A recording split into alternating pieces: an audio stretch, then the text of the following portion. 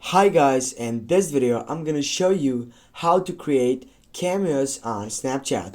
Firstly, go up to your left upper side by clicking on your profile section, and then you need to scroll down, and as you can see the cameo section is right there. Click on create cameo selfie by clicking on the plus icon.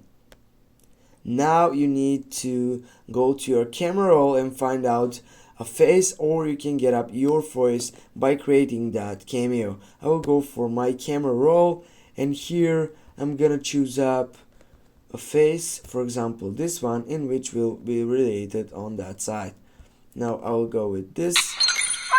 Here I will need to wait to get up to this cameo. Now cameo can feature friends also.